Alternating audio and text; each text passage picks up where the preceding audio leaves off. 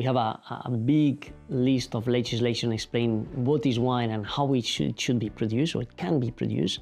Wine is just natural fermentation of grape must. Wine is intrinsically linked to glass, but we are not the unique users.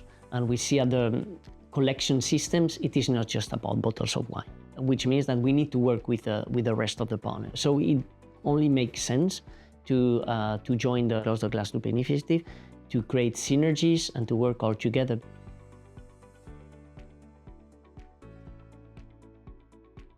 The vineyards in Europe, it's a little bit more than 3 million hectares. So for you to give an idea, it's the equivalent of the superficie of Belgium. 3 million people work in the wine sector, or related to the wine sector. We have 2.2 million wine holdings all around Europe, so places where we produce the grape. And we have a myriad of sellers producing the wine or mixing the wine. We are a big exporter. We export around 17 billion euros outside of the European Union. This results in a positive balance, or a little bit more than 15 billion euros. So we are a powerhouse of exports and a good pillar for the socioeconomic sustainability of the agri-sector in Europe.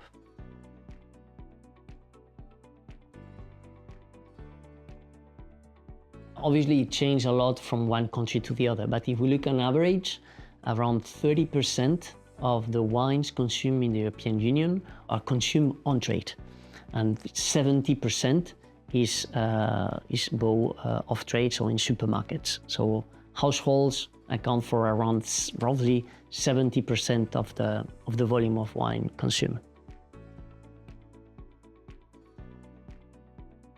We are a traditional sector, innovative but traditional, and wine, because of different reasons, sticks to glass. At European level, around 17% of the volumes of wine are sold in bag-in-box, which means that around 80% more or less of the wine is traded in glass bottles. The glass bottle have a critical role in the champagne process, especially at two stages, the second fermentation and aging.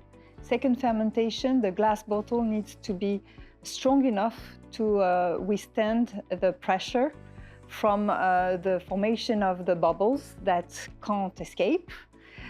We are talking of 6 bars, which is the equivalent of the pressure of a truck tire or a fire extinguisher. And then again, the same bottles are aging in cellars during 18 months to 10 years. And they are regularly rotated. And then there is the disgorgement, where the lees are pushed out of the bottle. And then they are prepared for sale. We put the label on, we put the cage, and all that on the same bottles. So they need to be very resistant. They are manipulated during the whole process, probably more than 100 times before they even get to the consumer.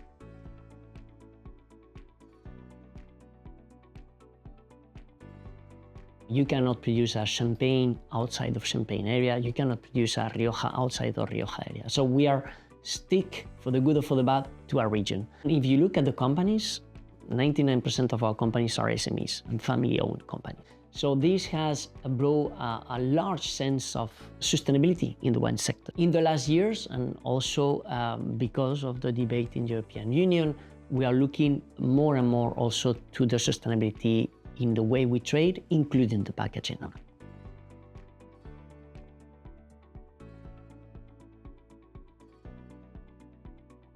Packaging is not the biggest impact that we have. Production of grape has a bigger impact. Of course, we are measuring our carbon footprint.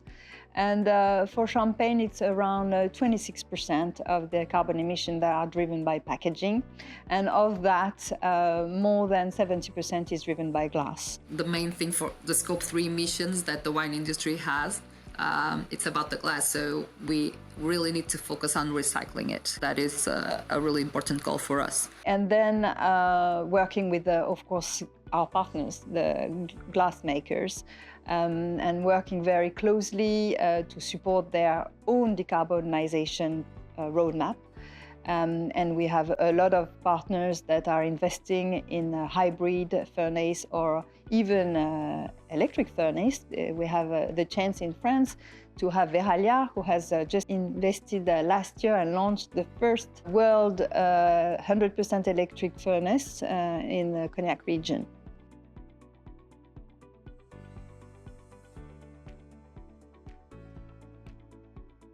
The wine companies in general are realizing that we have now in a new age regarding the circular economy. This is a turning point that requires to modify the production and the packaging. The first priority is increasing the percentage of recycled glass in our bottle, mainly for us switching from transparent bottle to green bottles.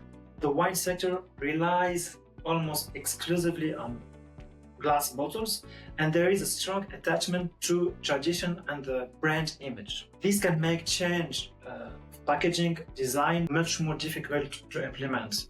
Even though glass is 100% recyclable, we know it, it has a significant carbon footprint specific due to the weight.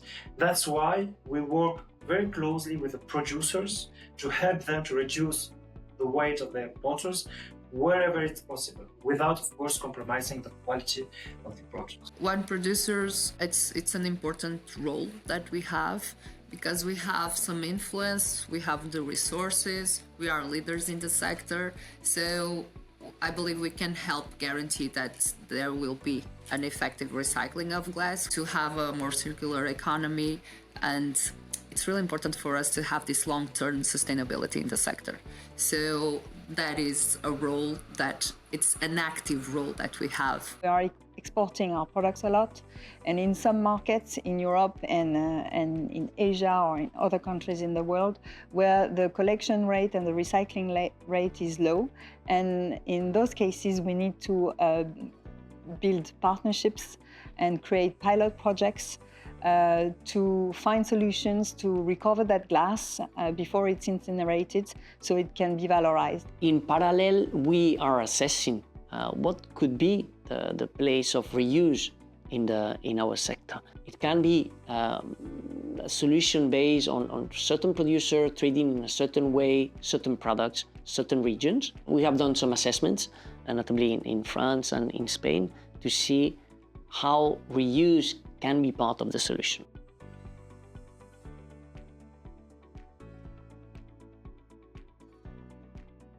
The Sograp Ventures Fund, it's a corporate venture capital fund, but it's 100% owned by Sograp. Our main focus is actually the innovation. So for us, it's an innovation tool, and we really want to be strategic partners for the startups that we invest in. Cannon Tech is a Spanish startup, and they develop hardware and software solutions for waste management. And for us, it's quite interesting because they have a particular focus on glass and beverage packaging. They have a Resi Smart Ring, so it's like the flagship product that they have, that you can put on bins, and with acoustic technology you can identify materials for recycling, and they can also help you on implementing reward schemes with gamification strategies. So it's really interesting to have this consumer participation and engagement. It's not our core business because it's waste management, but impacts a lot. It's something that impacts a lot on the wine value chain. So for us in the long term, it's a type of innovation that have the potential to set new industry standards and to drive this change across the value chain like we want to.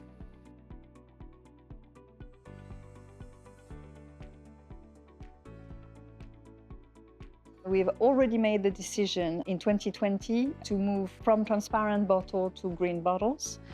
So all the bottles that are now cellared are in green bottles on both of our brands. Those are the bottles that you see in the trade now. And for example, Perrier Jouet, the Blanc de Blanc, is in a transparent bottle. Moving to green bottle is a challenge for the consumer because they know that the Blanc de Blanc on Perrier Jouet is supposed to be in transparent bottle.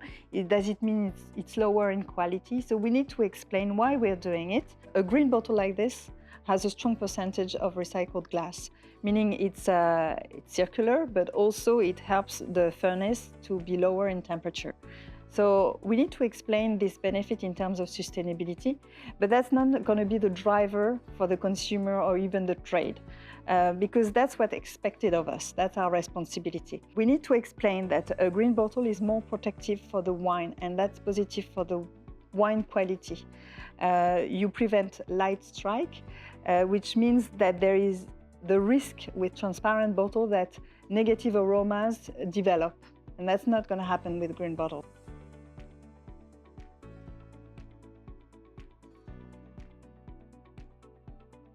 The last impactful project that we've led at Untitled, we have really focused on reducing the weight of the glass wine and spirit packaging. We have launched two major call for projects.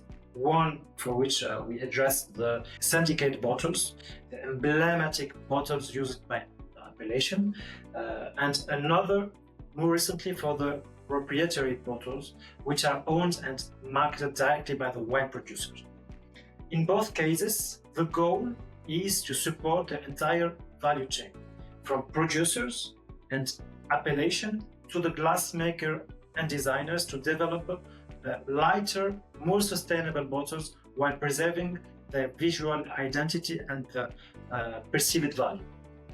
And thanks to this collaborative approach, we have embarked 5 syndicates, including Champagne, Côte de Provence, Grès de Montpellier, Picpoul de Pilet, and Tavel. They already embarked, and they are redesigning at this moment their bottles in order to make them lighter. We hope that this effort will lead to an average bottle weight reduction around 17 to 18%, which represents approximately 9,000 tons of glass saved, and therefore a significant carbon dioxide emission reduction.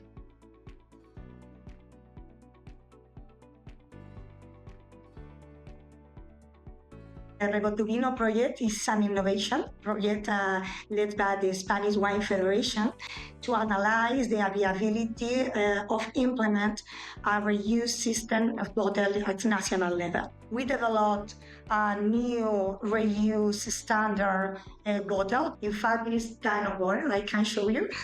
This is the reuse bottle that we designed in the project and we put in the market. One of the main limitations that we have is that doesn't exist any washing plant in Spain, just one. We have concluded that the reuse in case of wine sector is not impossible at all. That is a great challenge in the case of wine sector, and it's not always the more sustainable solution for wine packaging. Maybe we can deal creating a collective system.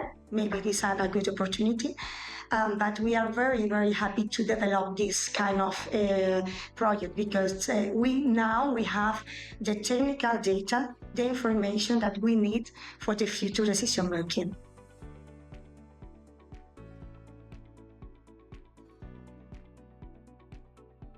Champagne is dependent on two things, dependent on its terroir, because you can only make champagne in Champagne region.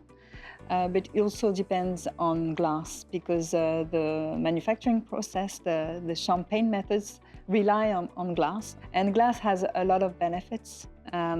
It's recyclable indefinitely, but we need to even go further than that. We need to work in partnership with our peers and with our suppliers to leverage the good practices in terms of decarbonization of our manufacturing sites. And we need to work on collection and educating the consumer. It's exciting because things are moving forward and there is a lot of sharing of experience between us on those topics.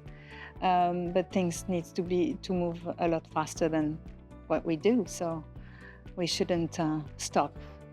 As the Spanish Wine Federation, we believe that it's necessary to join responsibilities in the entire value and recycling chain, involve all of them, and including also the institution and the consumer. Close the glass loop, I think, is a very good example of that kind of initiative, and I'm convinced that with collaboration and with proactivities, we can get and achieve this goal. Let's keep working together to make sorting and recycling as easy and efficient as possible.